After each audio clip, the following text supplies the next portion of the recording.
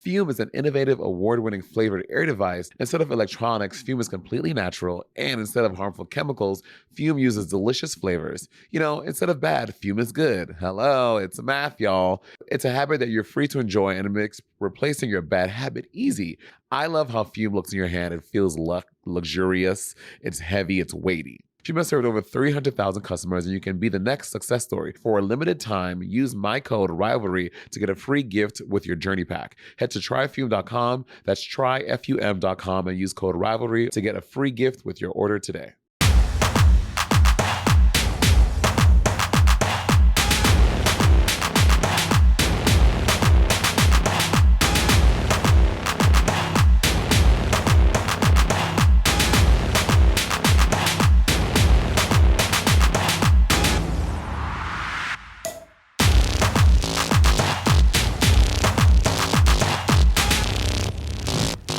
Oddly, it's Yvie. I sing your verse from our thing all the time. Really? It's so good. Cause me too. I really do.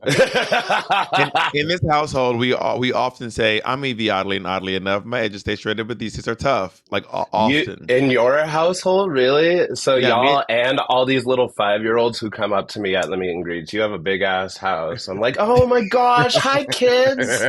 What PG thing are we gonna talk about today? And they're like, my tits are tough. I'm cutting these bitches. It's not enough. Ladies and gentlemen, she does not need an introduction. She is one of the staples in drag and drag race culture. It is the ever odd Yvie. Hey, girl. Hey, girl, the rusty staple. We are here with the winner of season 11.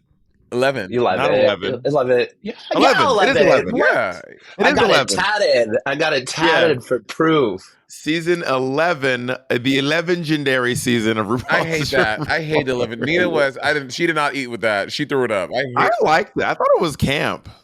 It was camp, and I expect nothing less from Nina West. You better give me the most dad joke and the biggest dress. Do you know what besides obviously, there are two big memories I have from season 11. Number one was watching it as a fan, and like the first episode was so chaotic, and how Silky Nutmeg Ganache took Miley Cyrus by her ankle and was swinging her around the room. I was like, this is crazy to watch. It felt like okay.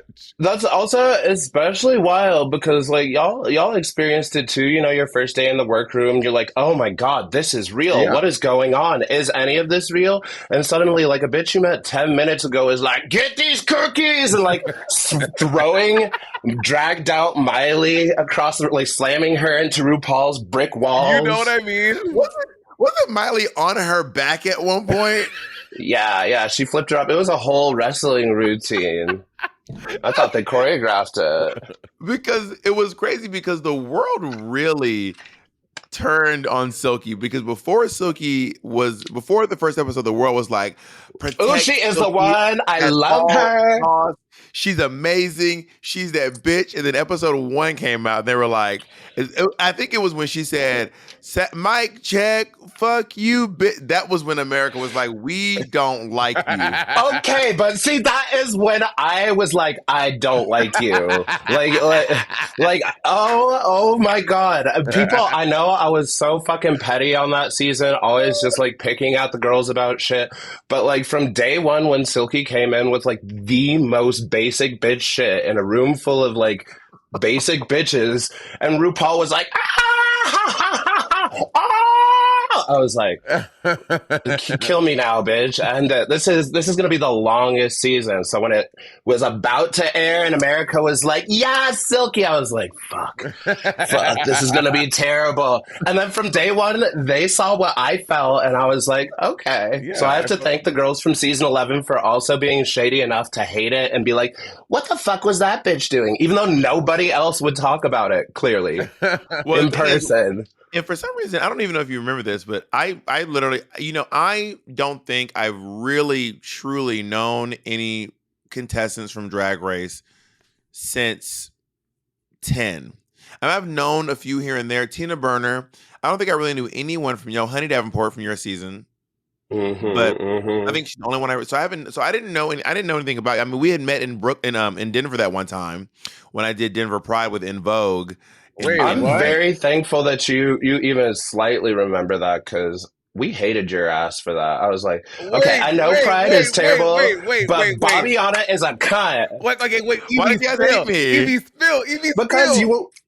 Because So you were what? exactly who you were, and Pride is exactly what Pride is. It was chaotic. It was terrible. There were 800 drag queens stuffed in a closet when we were literally in a giant warehouse, and you were not having any of it. Like, girls would come up to you. We were like, oh my God. Not me. I didn't talk to bitches, but girls would come up to you and be like, yes, kiki. And you'd be like, yes, kiki.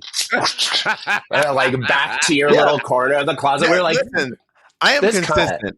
I am nothing if not consistent. I tell people, no one has a story being like Bob was mean to me. No one has a story that I was a cunt. No one has a story that I was rude to them. But people have stories that people are like, I said, hey, Bob. Bob was like, hi. Yep, exactly. Cold, ice cold, bitch, ice cold. Happy Pride. I'd be like, happy we Pride. trashed your shit. It's funny. My current roommate, who just moved in with me, was also the other person working backstage, and I just remember him being from like, I hate Bob. I hated her in New York, and I hate her here. Oh my God! And she'll hate me all the way to the ground. ground. just know the haters live forever. I didn't tell her I'm talking y'all today. Let her know that it hasn't affected me in any way. In fact, it might be making me even more successful. Some people might say. Oh my God! Do not give the people the secrets. Years ago, I got this like dramatic story when I was in Berkeley, and this fan on the street corner was like, I had just left the gym. This fan was like, oh my God, can I get a hug? And I said, Monet knows this. I don't hug everyone. I just don't love hugging. When I know you, I'll hug you. And even then, it might be a sideways hip tap hug. I just don't love hugging people. I'm not a hugger. I'm not a hugger. I am not a hugger. I love hugging because hugging is the easiest way to avoid conversation. They're like, oh my God, my mom died and then she came back to life and then she watched you and then she died again, but she loved you before. And you just lean in for the hug and you're like, oh, baby, it's all good. It's okay. This is so slay, isn't it? Stay strong, weirdo. And then you run away. For me, the easiest way to avoid conversations is what I did at Denver Pride. I go, hi. Well, for me, I don't mind. I don't. It worked. I don't mind the hugs. I don't like the drag con hugs because what I find at drag, I haven't been in drag con in so long, so it may be different now. But when you hug people, I hate when you hug someone and they go put their arm around you and you can feel the wet and the condensation like under their armpits.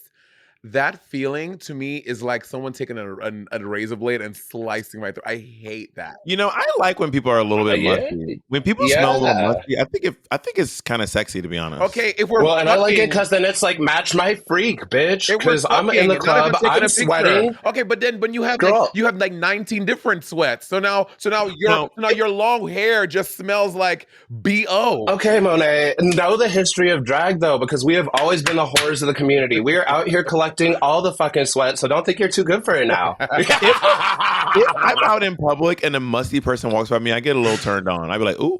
Okay. Trinity and I were doing a podcast with, a couple of days ago, and she was saying that she likes a guy when they're hooking up out the shower, like literally out the shower into bed. She does not want anything. Y'all are both.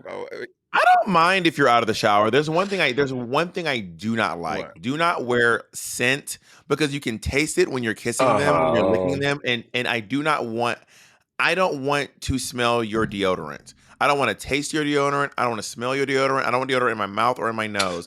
So but that's why, like, the perfect thing is, like, have showered before, like, did your douching, eat your fiber pills, do your Kegels or whatever, then go out to the gym, the club, whatever you do, get a little bit sweaty. That is perfect. Because then it's like, yeah, obviously they did shower. They are a clean human. Yeah. But I can taste your pheromones, bitch, and I'm going to suck right out of you. Yeah, I like the way that people smell. Interesting. For me. Yeah, I mean, I like you after like a long day of work. I'm into that. Maybe like a light gym. If you're just lifting, if you were like on the treadmill, y'all know those people at the gym who they only do treadmill and they've been on the treadmill for like an hour and bitch, their shirt has disintegrated because they're just covered in water. I don't want that. That's too much body water and stuff. See, but if you can match their freak, like I was just doing, actually, all of Pride is nothing but one big ball of sweat. So I was doing this party where like everybody was half naked. I was barely doing drag, so I was half naked, and all that night was nothing but like exchanging fluids. Like, hey, girl, oh yeah, oh yeah, sure, let's do some Molly. Well, what's kind of crazy is that Yvie, you are notoriously a girl who smells au naturel. This is like everyone knows that Yvie Oddly is going to smell au naturel.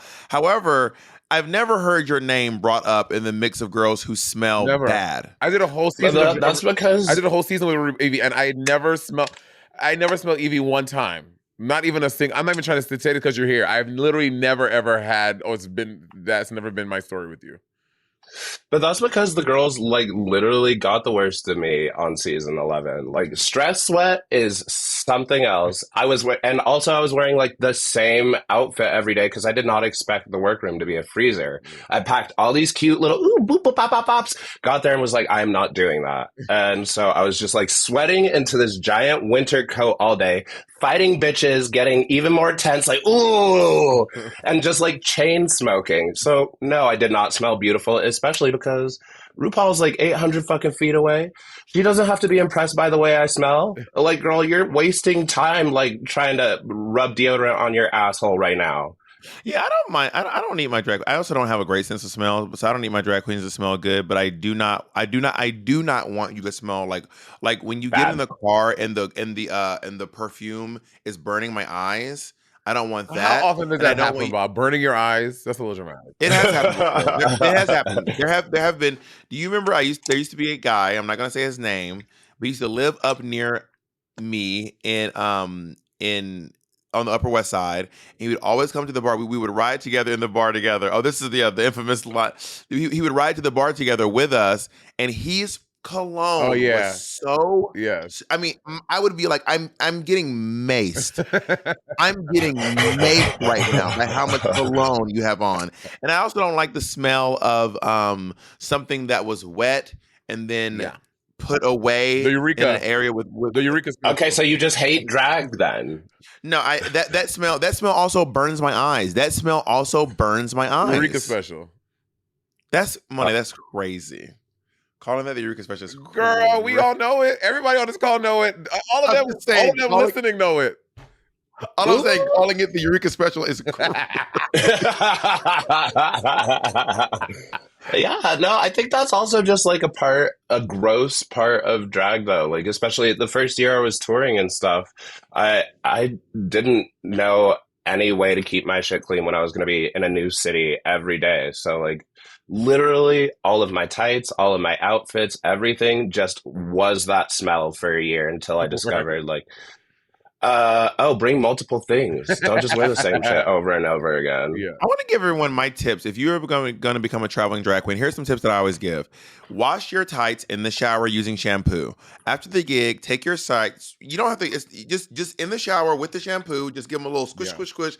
Hang them over the edge. In the morning, they will be completely dry. Leave your suitcase open. Do not, because you don't want to be opening and closing it. Because if you close your suitcase, you're gonna just cram them in. But if you leave the suitcase open, you're gonna put them in the spot they belong and put them there. Also, if you have something that's wet, I know it's not great for hookups, but just lay it out. You're gonna have to lay your drag out across the roof. That's the part. That's why you don't want to do it though, because then somebody comes, they're like, "What the fuck is that?" I'm like, "Don't worry." Yeah, well, I disagree with you. Okay, here's a tip for new drag queens: ignore that last bit from Bob. Travel with a little bag of potpourri, a big scented trash bag, and if you have wet things after the gig, dump them all in there and deal with it later. Get that dick, girl. Get that dick. And also, when you come on tour, I like to. So I was really on this, something actually that I learned from Kim and Naomi, which was, switch up your costumes every once in a while. I had like one outfit for one tour, which is, it helps with the branding but you can just also be on theme. You can be on theme. So for this tour, you can be leopard print. For this tour, you can be red. For this tour, you can be pink, whatever. Yeah. Just be on theme. But that way, when you have those little breaks, just take the thing over to the dry cleaners, drop it off, and then take the new one and then just rotate them back out. And the dry cleaners is not, for me, it's not, I mean, it's not expensive here in LA. I don't know how much it is everywhere else. New York was a little more expensive. Okay, see, but this all seems like a really, really wild conversation to be having in general, because you're like basically telling people like, hey, okay, so here's how to do your laundry. Like this is shit you can choose to be doing. I've toured with so many bitches now, and honestly, when I get my reputation of being a smelly, nasty girl, in comparison to these girls, yes, because everybody is so neurotic about actually taking care of their things. And I've never respected anything I own. I don't think I've ever been accused of being a good smelling queen, because I don't wear cologne or perfume because it makes my stomach hurt. And when people have on a lot of cologne and perfume, it also makes my stomach hurt. So I can't even walk into a Bath and Body Works. And when I say it makes my stomach hurt, it gives me the shits. And I know that's crazy. But if I'm in a Bath and Body Works for more than 5 minutes, I get the shits. I cannot explain this. Comment below if you're also like this. Does the overwhelming perfume smell give you the shit? Or is it just me? That's crazy. I mean, I feel like, that's a little extra. And that's also, shits. bitch, that's dangerous to be going out and telling the whole world. Like, now somebody's just gonna like Bath and Body Works bomb you, like, I hate you, Bob! And they throw a bunch of cologne in your face. Just shit yourself right there. Let's take a short break and we'll see if I have the shits after this break.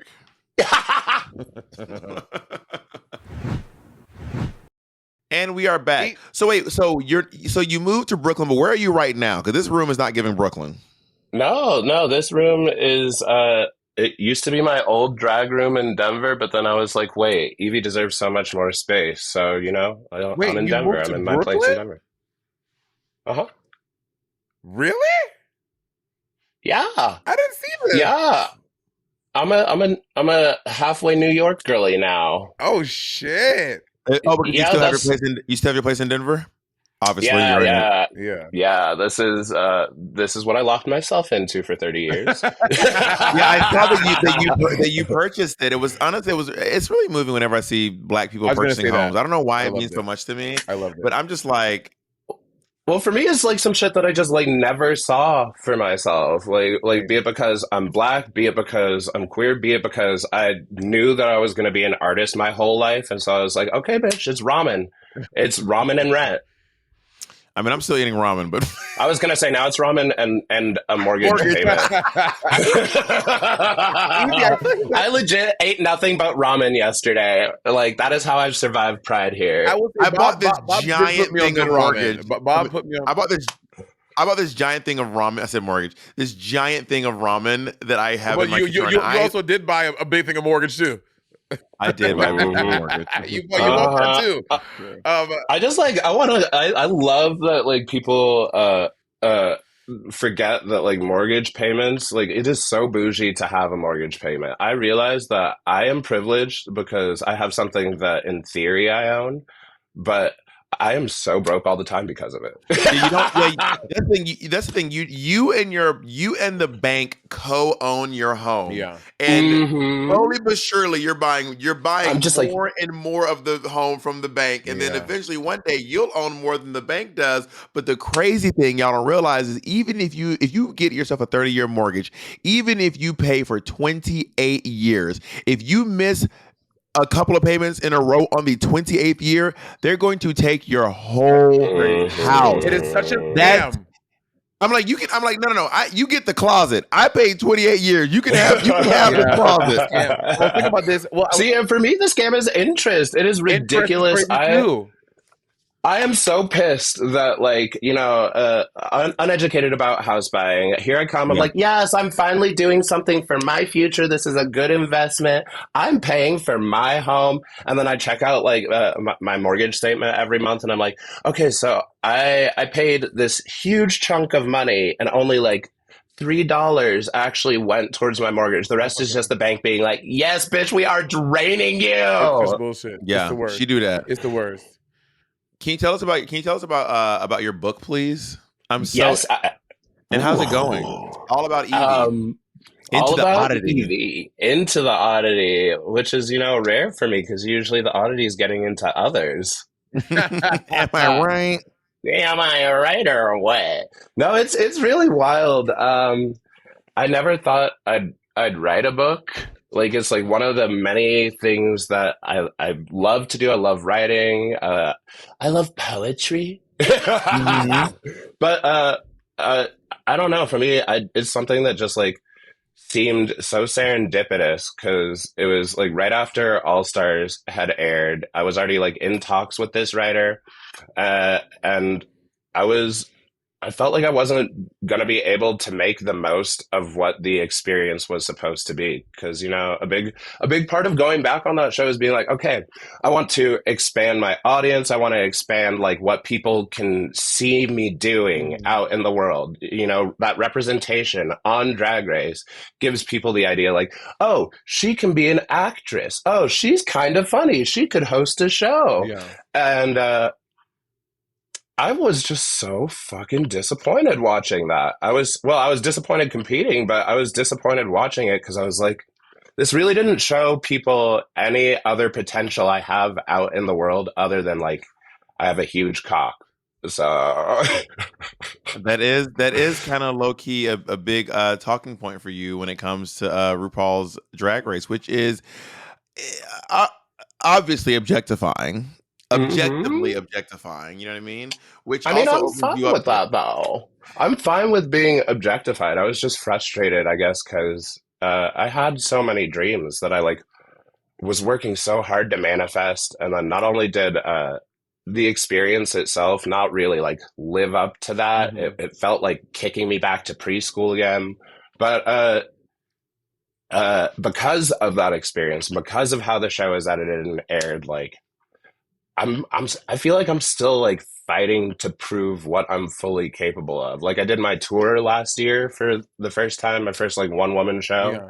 And consistently the only thing that I got across every audience was like, oh, I had no idea you were funny. I wasn't expecting you to come and do this like whole stand-up show to like write these songs, to do these things. And that's because they were never given the opportunity to see me portrayed in that light. Well, I've seen a lot of the book press and the tours you've done around the book, and you were speaking so candidly, very openly, very honestly about your experiences on Drag Race. How do you feel like? Do you feel like that is negatively affecting you? I mean, in ways, I already know it is. I had a deal with like Rue's new book company that she was at. We were in talks of like working together, and then like cut it just like that. Really? They're just like, oh, actually, we can't say why, but like, got it. No. So like, yeah, I realized that like it makes enemies, but the thing is, I critique everyone. I critique myself the hardest, but I critique everyone. And just because I critique you doesn't mean like, I hate you. I'd never want to work with you again. Fuck you. It's just like being like, specifically with that experience, they do get to tell our stories and like show our voices to the world. And they silenced me. They silenced me so hard that like for the rest of my life, I'm just supposed to be, oh yeah, All Stars, I slayed that. I love that too. I don't know. I have no idea why I didn't win anything. So weird. Silence you. What do you mean? Like, can you elaborate now? Were you silent or were you Oprah? Were you silenced? I was silenced. We are and like it's reality TV. I'll say that Drag Race and World of Wonder actually do a very fucking good job of taking care of their contestants, especially if you look at a whole lot of other productions where they're like, ship in these models, beat them to death, and make them look glamorous for a photo shoot, Cut their hair, fix their gaps, and then send them home. Yeah. Yeah, so like, I don't know that there is a TV show that actually has the ability to position its contestants for success as well as RuPaul's Drag Race. Maybe the early years of American Idol. If you were American Idol, maybe what's her name? Who's the country girl? Carrie Underwood. Carrie Underwood and before. Carrie Underwood to Kelly Clarkson. What happens to Ruben? Ruben kind of just, I don't know. Well, not everyone, not everyone who's on the show. I mean, it's not a science. Yeah. It's not a math equation. But the longest of times, being on that show actually gave you the chance to have a musical career, to make an impact in the culture. So, Jennifer Hudson is another person who went on the show. Fantasia Barrino. And they were on the same. Did you know Fantasia, Jennifer Hudson, and Todrick were on the same season? Todrick Hall was on the same season as them? What did? Yes. Did Todrick make it to Hollywood? Was he on like this? Yes. Like really? Yeah, girl. Fantasia, Todrick, and Jennifer Hudson were all on the same season of American Idol. Work. I didn't know that. That is iconic. You didn't watch American Idol back then, Mom? Say it again? You didn't watch American Idol back then? I did watch it, but back on American Idol, I was really young. I was maybe like 6 or 7. Not that young. Not that young. I was young, so I didn't really watch. Not that young. Old enough to be down at the glory holes at the fucking. Oh my God. You are so... In all fairness, that age was way younger back in the day too. Right. Now that y'all waiting too long to go to glory. One time, me and my friend Sam Lotzenheiser were at Pride, and Sam used to work with me at XS Lounge, and we had left the bar, and we were on the parade route. We used to go right by this bar I used to work at, and we were like, oh my God, 28 at the time, and these like 17-year-old twinks with their 15-year-old lesbian friends walked by. And he was like, look at this. Every year they get younger and younger. I said, no, Sam. No. Every year you get older and older. There have always been 15-year-old twinks at Pride, 15-year-old lesbians, and you were one of them. You were once a 17-year-old twink at Pride, and now that you're rounding out 30, you're gagged. See, but that's the better thing. I'm glad I'm getting older because I remember being like a 15-year-old twink and being like, this is amazing. And then being like, there's nothing for me. And then I'd go to hit on 30-year-olds and be like, hey, you want to take my big twink cock? And they'd be like, come back in 10 years. Have you been called a daddy yet? Yeah. I started getting called daddy like a couple of years ago in my later 20s. Daddy used to be, I mean, yes, for all intents and purposes, it's for an older person that you, but now it's more of a dom sub thing. Like you can be, if you can be, someone can be like 24 and be an 18-year-old's daddy. You know what I mean? Like it's not, daddy's always been a mindset. Daddy's never been about your age. Daddy's always been a mindset. No, that's not true. I feel like in a way it is. It's been strongly tied to age though, because there's this like maturity that gay people were not really allowed to hit. So we're seeing this blossoming of daddies because we actually have futures. Like we're living into old age. We get to see what it looks like to be an old fag now. So, you know, the mindset of daddy is changing. Daddies are everywhere. Well, someone like Carson Kressley will never be a daddy because Carson Kressley never had daddy. He never had daddy vibes. Yeah. It's not about how old he is. RuPaul will not be a daddy. Actually, that's not true. RuPaul, I can totally see. I would say RuPaul, but Carson Kressley, Ross Matthews cannot be a daddy. That is what's sick is I know Ross is somebody's daddy, but they Rosalind, are like Rosalind Matthews. Girl, look at Roseanne Matthews. Look at Ross and his husband. Ross is the daddy, baby. Ross is the daddy. He doesn't make you the daddy. What? No, but he is the daddy. He's like, this is a very unique type, okay? He's that like blousiest blouses, but he is a top, and because he's such a blouse, he is so dominating. Right. I already know. You can be a bottom daddy, though. All daddies aren't tops. Who's the bottom daddy? You can be, not all daddies are tops. It extends into submission. I've had daddies Ross, be like... Comment below. Ross, if you're a daddy, comment below, Ross. If you want to daddy somebody. Monet, could you be a daddy, Mo? Could you be a mommy or a daddy I could not be I don't think I get daddy energy. Even though I do top a lot, I would not consider myself a daddy. No, you give like auntie energy. Damn, Yvie. You know, I think the idea of being fucked by your quote unquote daddy is one thing, but being fucked by your aunt is sick. Yes, being fucked by your aunt is or uncle? sick. That is nasty work. Yes, uncle. Yeah, okay. I could see that. You give me Uncle's like not so bad. But being fucked by your aunt is sick. Okay, I have to say, so I have always, and one day because I have so much story to tell in my life. It's so I've done there's visited personal, family, whatever. I've had a lot going on in my life. So the fact that you sat down to write a book, I found out to be very envious because like I feel like that is such a heavy lift. Bob is writing a book currently. Yeah, you still were, yeah. So y'all are both. It's almost done. Oh, almost done. So y'all are both book writing people. It just the closest I've gotten was when I did my one-woman show, my most recent one, Life Be Life, and I sat down and I wrote a lot for that, and I'm like, oh my god, I cannot imagine. It's a lot. It's a lot. It's a big it's insane. Well, luckily for me, I did not write a word. I wrote not a single word. It was Michael Bach, the co-author.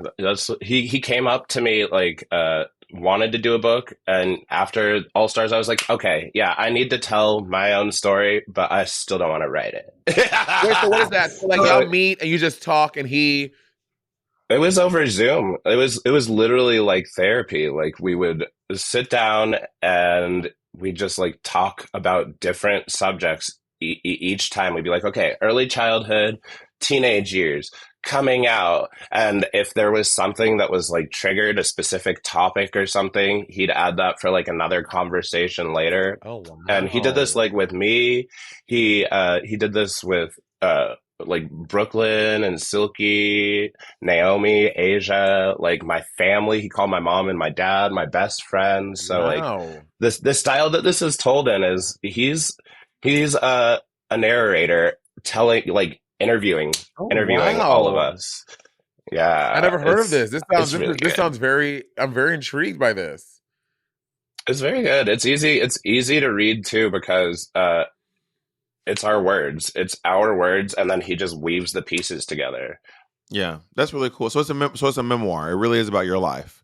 It is a memoir. It's all about me, and I'm thankful I got so many different perspectives too, because I wanted to take control of being able to have the narrative in my hands, but I didn't want it to be a manipulated thing. Like, I only want people to see the good in me. Yeah. I only want so it has all these perspectives of people being shady about me. Well, here's my question. Take a little break, Bob. Yeah. Let's take a little break, and we'll talk more about this with Yvie. Ever try to break a bad habit and felt like you were just climbing Mount Everest in some flip-flops? Yeah, we've all been there, girl. But here's a breath of fresh air, and that's Fume. It's not about giving up, it's about switching it up. Fume takes your habit and simply makes it better, healthier, and a whole lot more enjoyable. Fume is an innovative, award-winning flavored air device that does just that. Instead of electronics, Fume is completely natural, and instead of harmful chemicals, Fume uses delicious flavors. Instead of bad, Fume is good. Hello, it's math, y'all. It's a habit that you're free to enjoy, and it makes replacing your bad habit easy. Your Fume comes with an adjustable airflow dial and is designed with movable parts and magnets for fidgeting, giving your fingers a lot to do, which is helpful for de-stressing and anxiety while breaking your habit. Fume continuously invests in third-party studies to ensure the safety of their products, and Fume is backed by doctors in the U.S. I love how Fume looks in your hand. It feels luxurious. It's heavy. It's weighty. It's girthy. Fume has served over 300,000 customers, and you can be the next success story. For a limited time, use my code RIVALRY to get a free gift with your journey pack. Head to tryfume.com. That's tryfum.com and use code RIVALRY to get a free gift with your order today. I feel like I look just like too skinny. Anyway, you look great. Excuse me? That makes me feel so bad. If you are too skinny, bitch, I am unlovable. Like my shoulders look. This top makes my shoulders. Shut the fuck up right now. Who do you think you are? Oh no, I have skinny shoulders. Oh, what so hard. And we're back. And we're black. So are we going to be getting an audiobook version? Because some of us can't read. Like I can read. Let me be clear. I can read, but when I read, it makes me very sleepy. I do not like to read books. I like to listen to books. That's why I read before going to bed. Like it's been my new brain turn off activity instead of TV. I'm like absorbing a story and then also being lulled to sleep. But I plan on doing an audiobook because I like y'all. I'll be very genuine and say everything takes money. Yeah, that is Uh, true. Yeah. and maybe if I have enough physical copies out in the world, then I can invest in what it takes to put Bitch, together you better an come into my house. audiobook. We gonna settle this podcast, Mike, and we gonna record you and get that book done. It's gonna be Potato barking in the background, Colleen knocking shit over, Monet's doorbell's gonna ring. Monet gonna get, hold on, let me get this Uber Eats real quick. See, but that's the way it should be because that's how the story was told. Like, so yeah, when my stepdad was beating me, oh, 1 second, my Uber Eats is here. Hey, no. Yeah, the code is 1111. Thanks. Oh, girl, and it's so wild over here where I live in Denver too that like half of the times we'd be on these interviews, I'd be like, yeah, so that's where I first learned about death, and then like here's some literal crackheads in front of my house like fighting, like, bitch, you better! I never give you nothing for free. Why do you think you're gonna get that now? I'll pull up on your ass. Not now, not now. Take it out. Well, I do want to say out loud that if you all want to support Yvie, she's in the middle of her tour right now. She's going to St. Louis, Philadelphia. She's going to Baltimore. She's going to Washington, D.C., Houston, Dallas, Texas, Austin, Texas, San Antonio, Los Angeles, Salt Lake City, Seattle, Orlando, Tampa, Portland, Oregon, San Francisco, and then Boston. Where can they get tickets to see you on your tour? You can get tickets to see me on my tour at my website, oddlyevie.com, or if you just like only care about my book and my life story, you can go to allaboutevie.com, and that's where all of my very clear high-res nudes are. Oh yeah, okay. I want to talk about that. So you have started this new trend of the micro nudes. What is this? Tell me about the micro nudes, Yvie. Why the micro nudes? Bitch, it was marketing. It was like I was like sitting on the couch with my husband and was like, I was literally giggling to myself, like, oh babe, this is gonna be so funny and cute. I'm gonna post a nude, but it's gonna be so tiny, and then I'll be like, oops, it was zoomed out, and then I'll post the book. I posted it and then forgot because I'm bad at social media, and then I like checked again the next day, and it was like 3 million people have seen this. Oh my God, post your mini nudes, mini reveal. So apparently the internet likes stupid shit. Wait, I've not heard about the micro nude. Where can I see the micro? What do I go to? What website is it? The mini reveal. The mini reveal. You just go to formerly Twitter. Oh, it's on X. You go to my page. A mini nude is so. You are so fucking ridiculous. It's ridiculous because the thing is, it was stupid. It was supposed to be a promo, and I didn't even really make it that because I'm a dumb lazy bitch.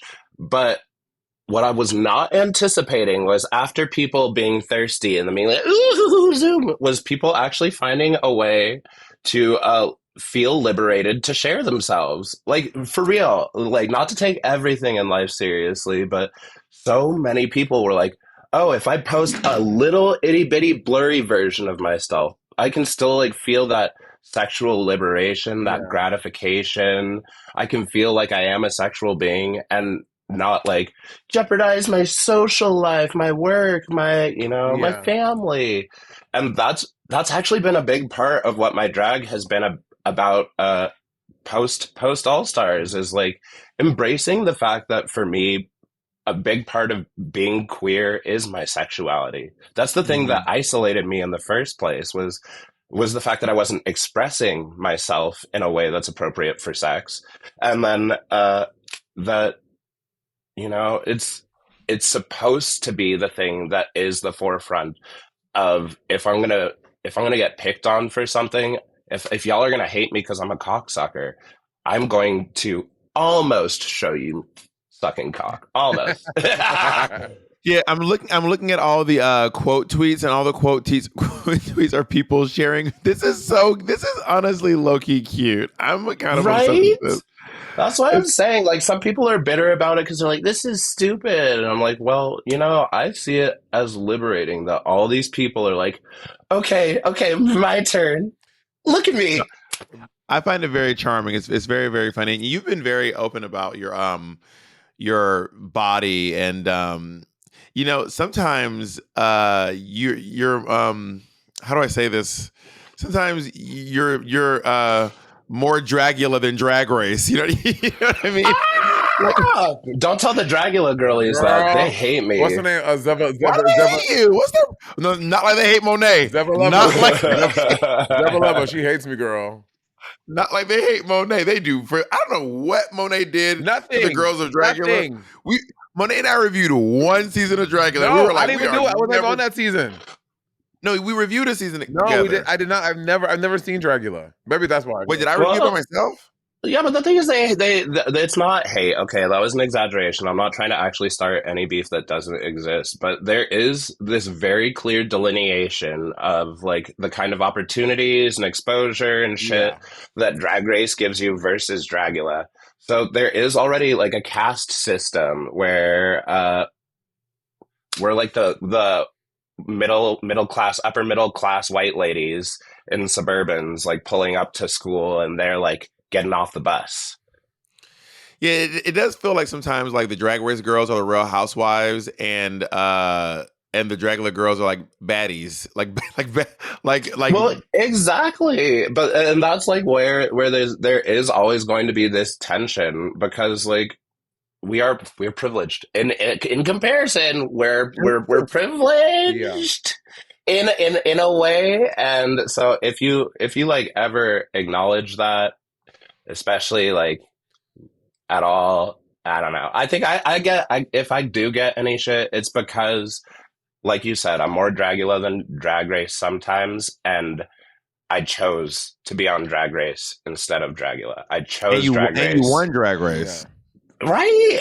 But that's why I chose Drag Race, is because I went to an art school. I've already been around a community of people who think and do and be like me. And I found it way more liberating when I like transferred to a like public city school with all of these kids and got to express myself in ways that actually mattered. Like, it wasn't just circle jerking for people who already like love, care, know about you. Yeah. It's actually shaking shit up as an artist when you put yourself in uncomfortable situations. I mean, that being said, a circle jerk can still be very fun sometimes. Oh my God. You say that. I went cruising last night for like the first time in our like park here. And the best I got out of things was a circle jerk with a bunch of like sketchy guys, just all like. Okay, so post Drag Race, so post Drag Race never stopped your like bathhousing, cruising, etc. You still do it like you did before, during and after Drag Race, because I find I cannot do like, I used to love a bathhouse. I used to stay up in a bathhouse, and now post Drag Race, it's just not fun anymore for me. I hate the. Okay, but also, are you the kind of person who like, if you were going to hook up with somebody, or if you wanted to hook up with somebody, it would be a turnoff if they told you that they knew you beforehand? Yes. Okay, see, but that's where it's different, is pre-Drag Race, my soul was a slut. Like, I wanted to be in the bathhouses all the time. I wanted to be at the orgies. I wanted to be like a very slutty person, but I wasn't fed that. Like, the Denver I grew up in, the mindset I grew up in, the people I was surrounded by just didn't offer me a lot of sexuality in that way. And honestly, even post Drag Race, it like took me some time to finally feel like I'm able to project the sexual being that I am out to the world. So I find it easier now. I like it.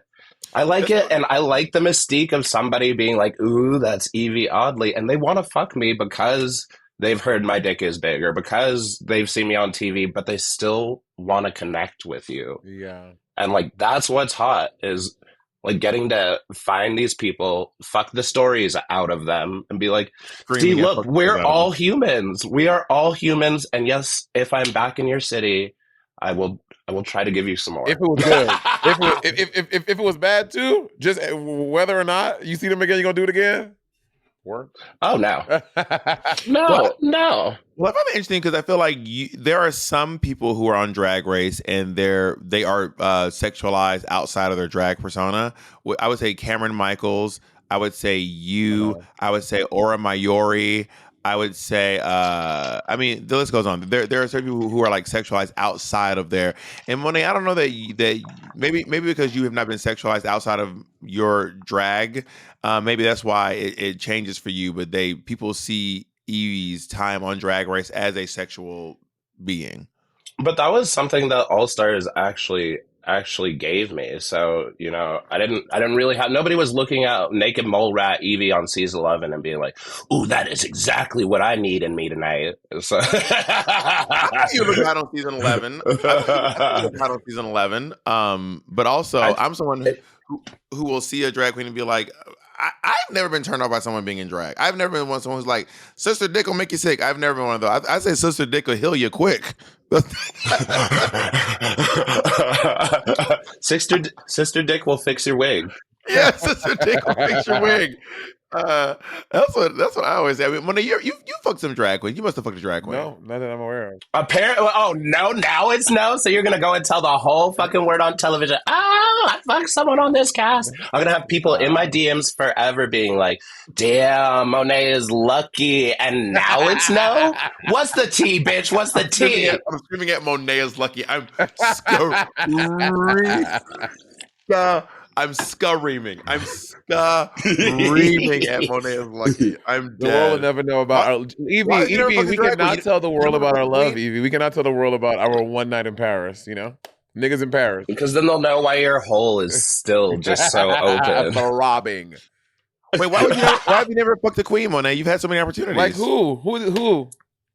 All the drag queens you know, bitch. You know tons of drag queens. Those are all every queen you met is an opportunity. None of them besides the one ever wanted to hook up with me. Oh, the one. You did get slurped off by a drag queen one time. Oh my God, Bob. You said the one. I didn't say what capacity. But you did get slurped off. You are so fucking messy. You are honestly the messiest person I know. And I know. I thought we already covered that. I feel like it's about the dynamic, you know, because I don't remember what season or to what girl RuPaul said this, but at one point it might have been Laganja or something, like, "We all put on our Kiki voice and like to kiki with the sisters, but sometimes you need to take it off." And I feel like if anything ever stands in the way of me fucking other drag queens, it's like, okay, how do we get past the kiki to the like, no, but I'd stick it in you for a lot of times. I mean, and I can't remember what season it was where RuPaul looked at that queen and said, "I'm gonna top you." RuPaul said that to somebody? Like, no. I was like, no. Okay, here's a question. This is legit. If you had the chance to fuck RuPaul, either top or bottom from whatever, would you do it, Bob? I think RuPaul's cute. I probably, if I was at a club and me and RuPaul were like making eyes, I think RuPaul's cute. Yeah. What about you, Yvie? I have a kink for tall guys. I love it. I love it. Yeah, I'd fuck RuPaul. How about you, Mo? For sure. Yeah, RuPaul is very attractive. RuPaul's hot. I'll do it. Yeah, very, very. Bitch, if him and Georges invite me over to the mansion one evening, and I'm going over pre-lubed, pre-duped, pre-plucked, everything, girl. And you gonna leave the same way, untouched. They be like, "Bitch, we want you to pick up this. We're soak it up." They gonna say, "Take this to Trixie's house." She stopped answering the phone. I know y'all talk. So take this to Trixie's house next time you do Bottom and Beautiful. Now, nigga, take your ass the fuck out of my Beverly Hills mansion. Oh yeah, I would absolutely. I'll be hot. Anyway. You know, RuPaul said the N-word on my season, and I remember it was one of my favorite memories from the show. I mean, that's a like kind of humanizing shit because you know she's not allowed to do that for like the big white world. So. It was one of my favorite moments. She said it in front of the whole cast. She was like, it was when I think I told her on the podcast where she goes, and this season we have the shade tree. So that's something you need to get off your chest. Just let a nigga know. And all the white folks were like. And you, and you, Chi-Chi and Naomi were like, oh, cackling. Well, me and Chi-Chi, Naomi was He said it on one of my seasons. And Dax, Monet. Also Dax. Oh yeah, Dax. What about Damn. Dax? Oh my God, she said it on one of my seasons. I don't remember. I've been Drag Race so many times. I can't remember which time he said it. I think it was All Stars or season. No, it wouldn't have been all. It wouldn't have been season 10 because Naomi and Monique and Asia would have made a big thing about it, girl. They would have been like, Yvie, do you say the N-word? I used to, but now that it's 2024 and Drake isn't black enough to say the N-word, neither am I. Kendrick Lamar declared it. Well, he said not like us. He wouldn't talk about you, Yvie. He wasn't talking. He literally fucking was. Okay, see, but that's the thing is we are at this point in the culture where after the years in the pandemic, we've all gotten to sit around and micro divide ourselves even more. So, you know, I've been cut out of the black community except You're for not out of the black community. nigga, please. Yvie, See, did that feel right? Or do you think I'm going to get canceled right fucking now for being like, you've gotten to use your white voice in the world. It has helped you succeed far too much. You Uncle Tom ass dating your white ass husband. I bet you suck pink dick. And you know what? I do. I suck a lot of dick of all different shades, I assume. I wouldn't know. I can't tell in bathhouse lights. lights. It just keeps changing colors. That's just one dick that just keeps changing colors. No, I think this is a really interesting conversation. Like this is, I love the expanse of this conversation. Wait, so in terms of like colorism and all that, do you feel a disconnect from the black community because you are multiracial? I am. You're biracial.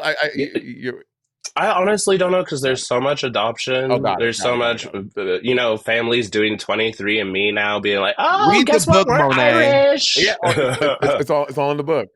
I mean, the book lightly gives you the idea of why it might be difficult for me, but I have like Black Panther blood in me. I've got family that is so proudly black, and I've also got white family. I've got culturally white black family and culturally black family, and some of my earliest memories about like being black, about race, were actually from my family like teasing me and being like, "Oh, this little light skinned nigga, ooh yeah, you're not black, you're yellow, you're not one of us, the otherness." Yeah. So like, I've always felt separated from the black community as much as I've felt separated from white people. I don't fit in places. Obama was a mulatto. No, I want to tell you this. That's a poem on TikTok. I will say this: you cannot be unblacked. You are black because as you navigate the world, you're going to be having a black experience. It doesn't matter how you are raised. It does not matter how black folks treated you. It does not matter how white people treated you. As you navigate the world, you will always be having a black experience, and therefore you are a black person.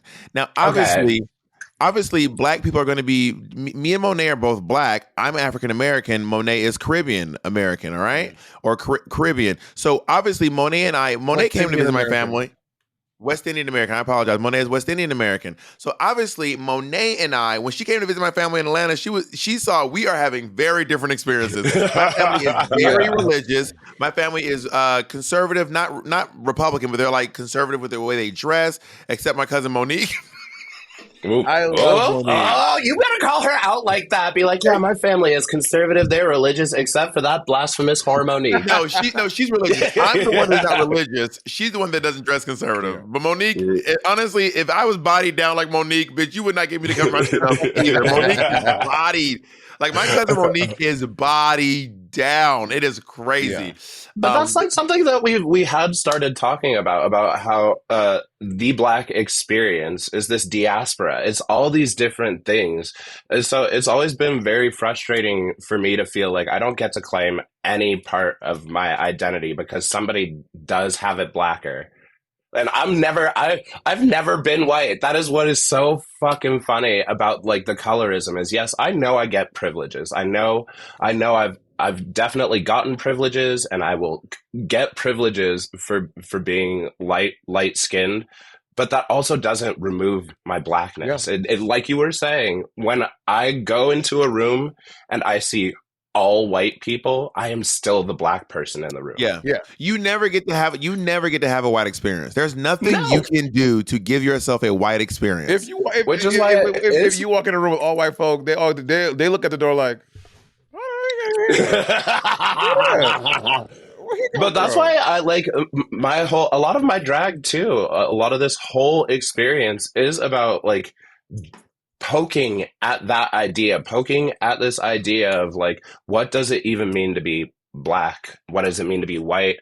My favorite thing to do for the longest time was like build my mixes around popular white songs, like 1,000 Miles, Vanessa Carlton, like something to please all the super white audience, and then switch it to something extremely black, like put it in your mouth, like I want something to shock people to be like, oh wait, you're saying she knew all the words to this dirty DMX song? Ah, Yvie is so slay because she's actually black. Wow.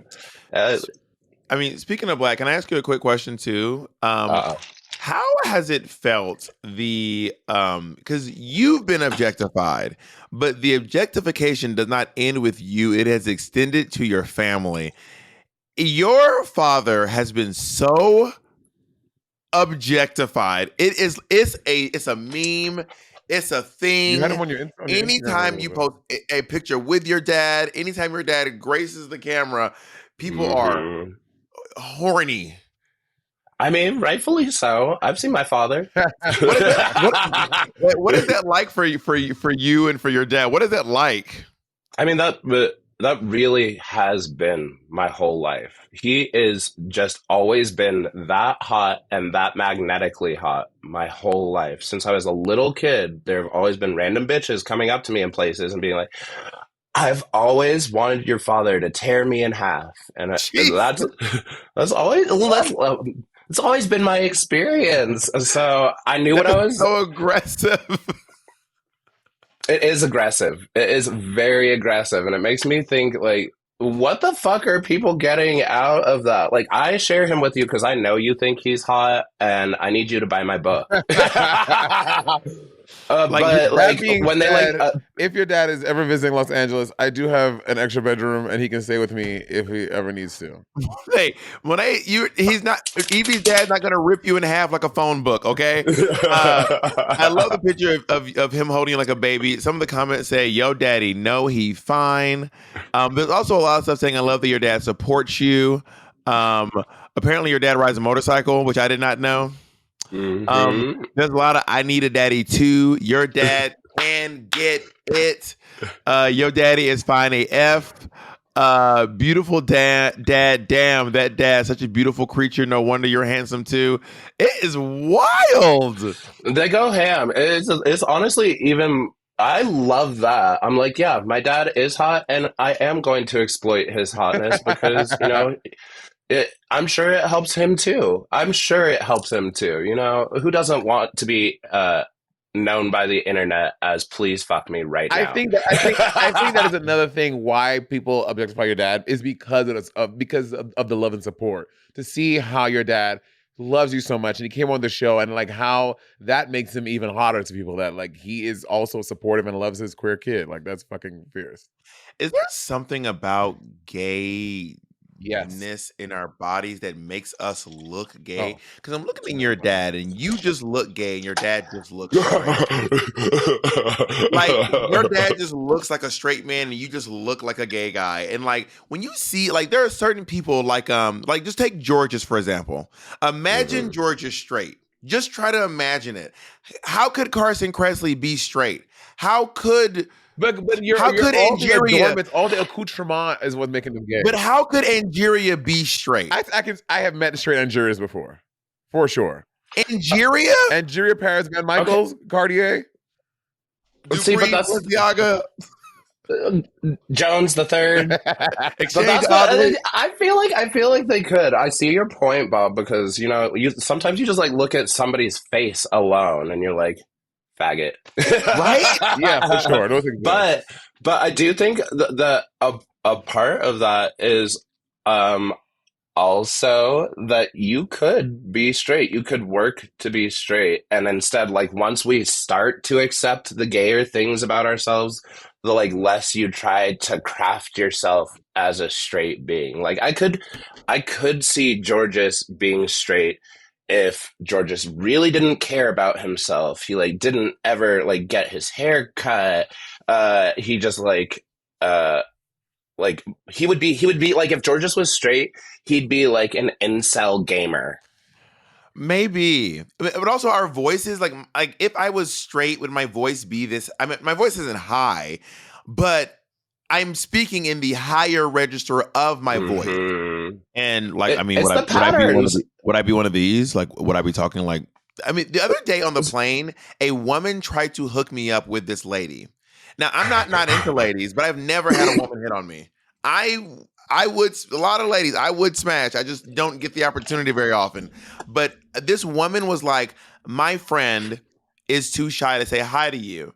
And as I was fixing my mouth to say, where is he? She was like, I was like, what?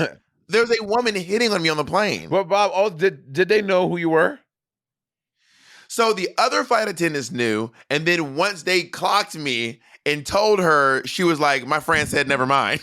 Because you've also talked openly about about being pan and thinking women are attractive. So maybe they thought, oh, maybe this is the one. No, this woman had no clue who I was. Then the gate flight attendant was like, girl, that's Bob the drag queen. And then she was like, nah, I'm good. Queen. Drag queen. But for real though, it is all performance because you just did it, Bob. You just changed your voice. And I think about this all the time, specifically in the terms of like my sexuality, because there is a part of my sexuality that comes with playing a different character, at least at the beginning. Like, the voice is down here. Yeah, man. What's up? One word. Ooh. Cool. Yeah, sweet. That's the Yvie I met Top that answers. one night. That's the Yvie. There she is, y'all. She showed up. But after you nut, it's back up here. People often think I'm straight. Like, and when people see me like in public, they think I'm straight.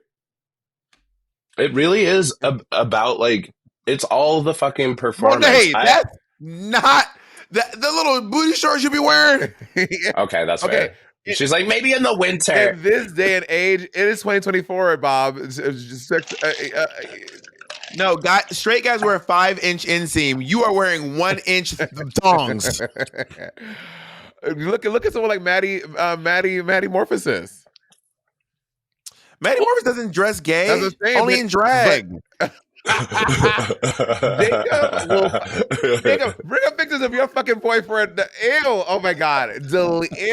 Wait, Jay, put this picture on the screen. Jay, you have to. This is so iconic. That is like my freshman year of college. That is so trade, Monet. I sucked his dick in the park last night. Oh my god, Jacob, take this off the screen. Okay.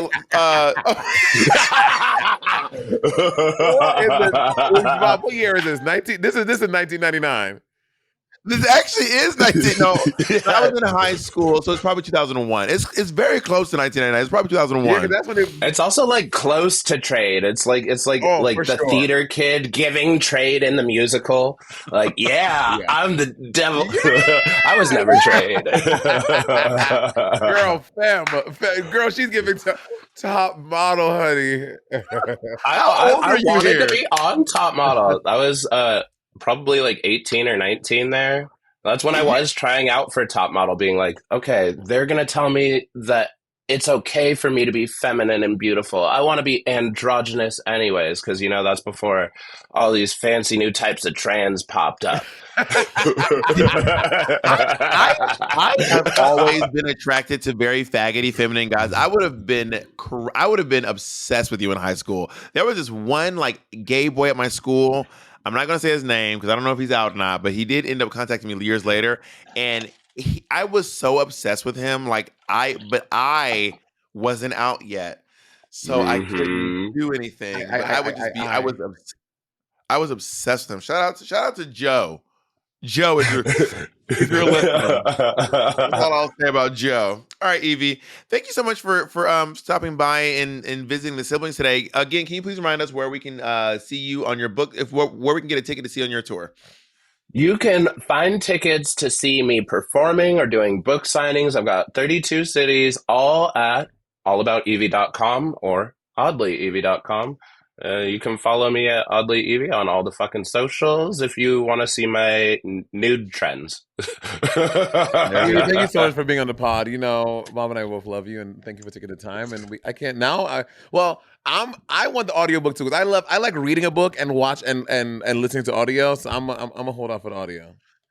I'm gonna do a video book when I release mine. I'm gonna read on camera. Right, actually, that sounds kind of peaceful, you know? Do that while there's like a dildo around a camera with like a different angle so that you're doing something for your OnlyFans. When I was 6. Oh my God! Now we have to go. Y'all have ruined the podcast with this last bit. Goodbye. Bye, everyone.